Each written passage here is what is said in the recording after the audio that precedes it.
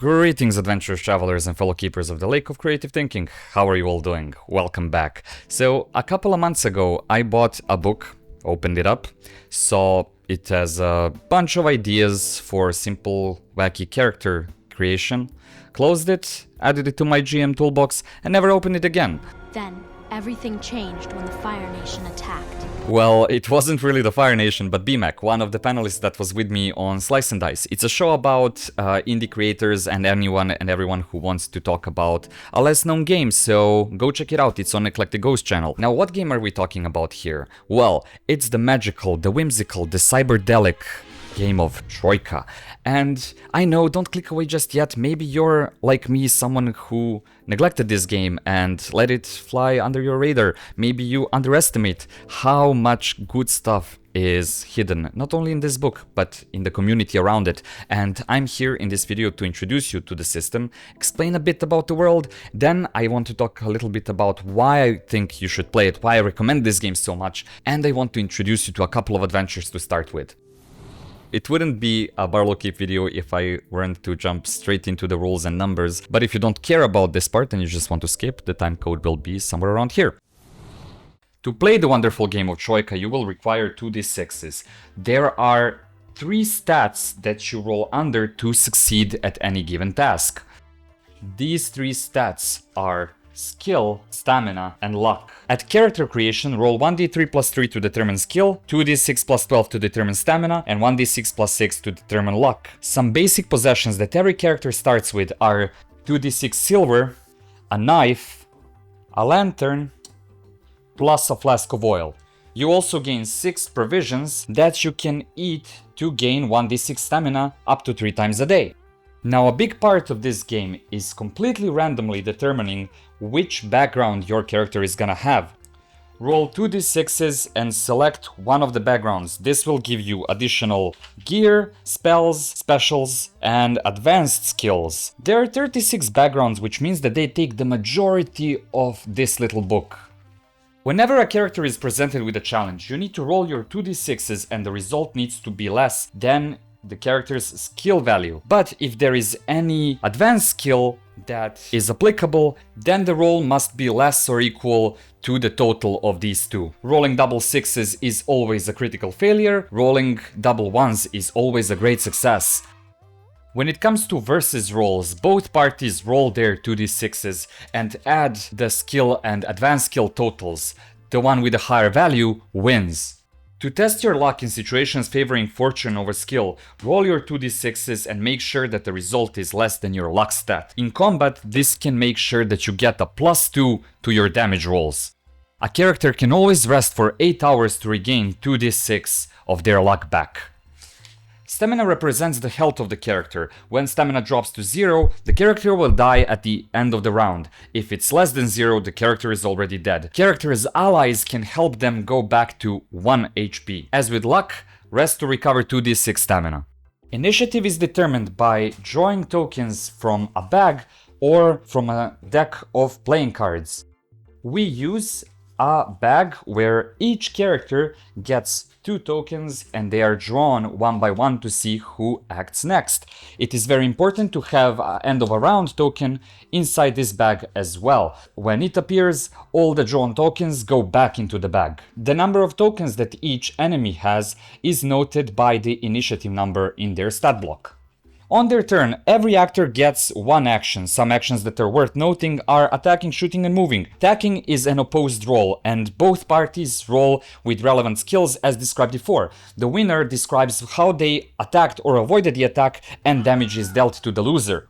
When shooting into melee combat, if the shooter succeeds, they have to use a die and assign a number to each melee actor in that group to determine who the arrow hits. It is also possible to aim, which means the player keeps their token and waits for another one to emerge from the bag. When this happens, they roll twice and take the bigger number. Move is also considered an action, but if your movement is less than 5 meters, it is not considered an action. It is also possible to delay your action by returning your token into the bag.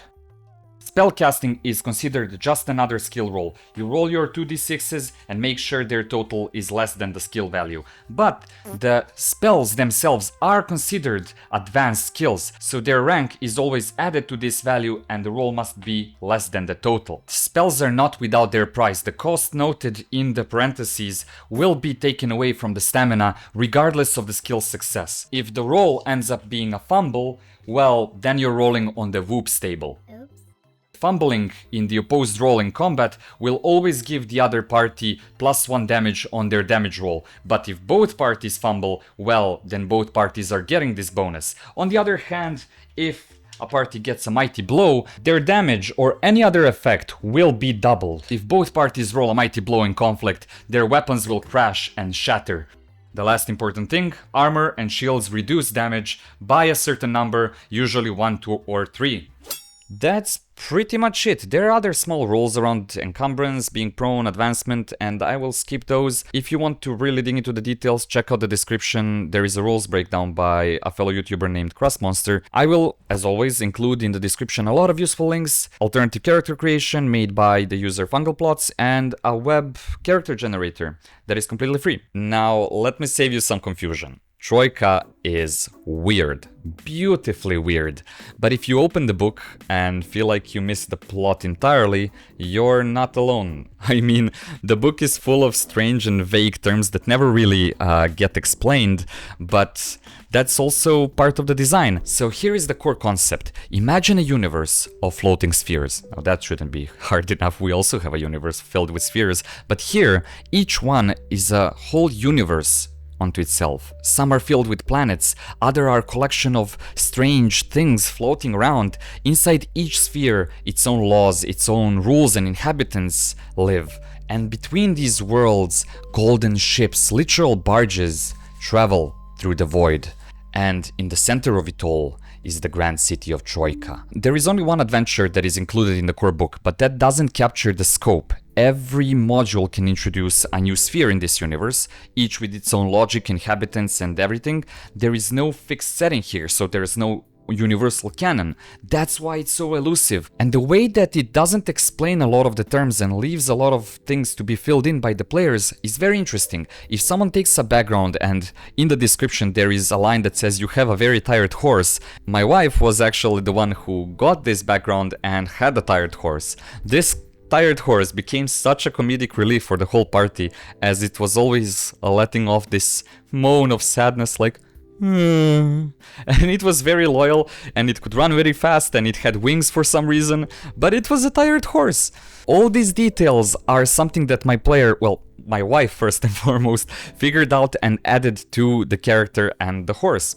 An imagination machine. That's what Troika is for me. And these adventures, they can be more like fantasy, they can be more like sci-fi, it can be everything in between like the adventures that we played. I mean, there is space travel, but you can also breathe in space, and space travel is done with the golden barge, so you get the idea. I want to point you toward the mystical whimsy machine of Troika, a video by Snow that captures all of this much better than I ever could. Troika has officially become my go-to travel game. I love how compact it is. I like that vague things push players to create unique, one-of-a-kind creations, and you end up with a cast of weird and quirky characters in like less than 10 minutes, which is very important for me when I'm traveling. And what is really interesting is that this game has brought more first-time TTRPG players to my table than any of the countless TTRPG games that I have. And I think one of the reasons is that you don't really need a background in fantasy or sci-fi, you don't need knowledge of elves and dragons. Everyone starts from the same place. Everyone is equally unprepared. That shared uncertainty becomes part of the fun. And the sense of discovery is really genuine, because no one at the table, not even the GM, I don't know what's exactly gonna happen and what lies ahead. So you kind of explore it together, moment by moment, you make sense of the world, and the GM has so much freedom because any wacky idea can fit into the story. Another thing that is really important to me is that it can be played with just 2d6s. Before this, my travel games used to be into the odd. Yep, that's a good one. A very rules-light and action-paced game of mutation that also runs on D6s, but D6 pool. Of course, Index Card RPG was my go-to when I want to go into the fantasy lands. And actually, for the longest time, it was Cairn. I even have a little binder that I made that's full of like resources for Cairn. So yeah, but with Troika, it feels different. It is almost like a board game. I don't know if this makes sense, but you can take it out and drop it on the table and start playing with total strangers and everyone just clicks. It doesn't feel like you're getting people into tabletop RPGs. Index Card RPG, even though it is very simple, you're still kind of making your character, you're still trying to get people to understand the, you know, deeper tropes of fantasy. That doesn't exist here.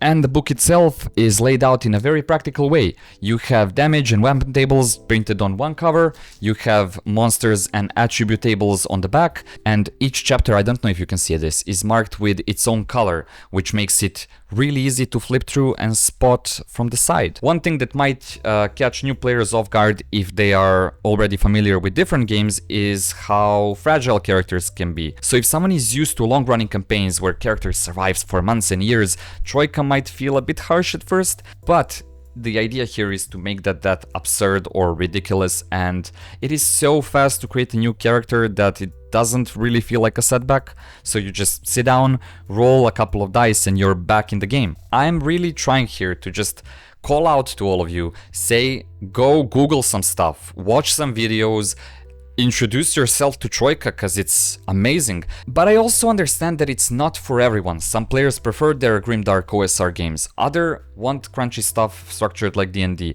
But for me, the philosophy behind Troika is something different, and that is why I'm so hooked on it. I know you can say all of the TTRPG games are imagination machines, but it's like one of those strange objects that you find in an antique shop and you're not sure what it does at first, but something about it is intriguing and you get it and put it in your pocket. I mean, you pay for it, but you know, you bring it home. 2 months later, you realize it's a bottle opener, not a practical one, not even something you use often. But it's beautiful, confusing, interesting. It's like a little object that you want to collect. If you have made it this far into the video, odds are that you're actually curious about what kind of adventures you can expect to play. So I have a list. By the way, the adventure books are called sphere books, you know, because of the spheres and all that. Some are very much structured adventures with maps and big books. Others are more like conceptual adventures, if that makes sense. They have like point crawls and a bit about every location, and the GM is expected to fill in a lot of blanks. So let's start with Fronds of Benevolence. This is the first one we played, and the premise is Duke de Corticus is dying, the peaceful linchpin duchy of Plandra is under threat, the quasi-arboreal ruler is starved of its esoteric earths, assassins glint in the shadows, and green ink is everywhere. The quest to restore stability takes you into the Rainbow Badlands, across the precipitous face of the wall, and into the very vaults of the humpback sky. Spoiler warning here, I want to give you just a sneak peek at what my players went through, so if you're a player, shoo. So I took some creative liberties here, but my players were copied by the Duke into some plant people. He kept copies stored as sort of like an archive of greatest minds he had ever known, and in the moment of crisis, he called on them for help. Now, Duke de Corticus is a plant person himself, and he needs his rare earths to survive, but the shipment stopped. So my players boarded a golden barge, and no one knew how to operate it, so they had to be slingshotted with a huge slingshot into space. While floating in the void and enjoying the 17th meal on board, which is a custom here, one of my players became very suspicious of the captain, and for reasons that only he will ever understand, my player threw salt into the captain's eyes. With no pilot, the ship crashed into an asteroid. Another player cast a spell that caused massive golden arms to sprout from the barge's body and push them back into space, but from there they were shot down by a mysterious dome that was made thousands of years ago on the asteroids. For anyone to take flight from this asteroid, the dome actually required a sacrifice. So after they resolved that, they crashed again, this time back on the planet. Nets, hooks and explosives greeted them because no one actually knows how to land this thing properly. Not even the now missing captain, who was actually taken by the asteroid dwellers as that sacrifice. So without the captain, they couldn't really go back to the capital because they didn't know the way. But luckily, one of the characters had a a very tired horse, and this horse, for reasons again only the player knows, poops rainbow-colored excrement. While they were flying through space, on the way here, the horse was leaving a trail of this excrement like breadcrumbs, a path through space to help them find their way back. And of course, there is a lot more grounded things in this adventure. I just wanted to highlight how absurd some of it can be, and I can't emphasize enough how much of it came from the players. They were the ones that chose the direction. They asked strange questions, they made weird choices, and I just said yes. The next one on the list is the Cerulean Curtain. The Cerulean Curtain is a demisphere existing within the dreamscape, where entrapped gladiators perform their wet work upon the scarred stage under the eyes of a pedantic dictator. So very interesting, very interesting. From the same designer, and this is the one that BMAC personally recommends the most, is Testudinea. Upon the colossal turtle's back, the city has weathered through countless invasions and passed through many hands. Now a catastrophe looms on the horizon as the turtle carelessly marches towards the ocean, ready to submerge the city beneath the waves. The adventure sets everything up, brushstrokes of what the city is like, and it gives you an event table. The GM goes and reads about the city and then just uses this event table to just surprise the players and generate the adventure. Now for something that's a bit more in-depth and crunchy, there is Bones Deep. It's an adventure of skeletons exploring the ocean floor that is built for Troika, but can be pretty much usable anywhere. I mean, a lot of these can. This is a straightforward underwater sandbox. No swimming allowed, no oxygen required, no extra mat. As a skeleton, you can treat the ocean floor like an alien world and jump right in. It was written by a team of folks that are heavily inspired by the real deep sea life, including a boat captain and an underwater educator. We even wrote real-world scientific names of creatures so players can marvel at the wonders of the deep. That would be all from me for today. I'll be slingshotting myself on that little boat into the humpback sky, and I hope to see you somewhere amongst the spheres. But until then, I bid you farewell, keepers.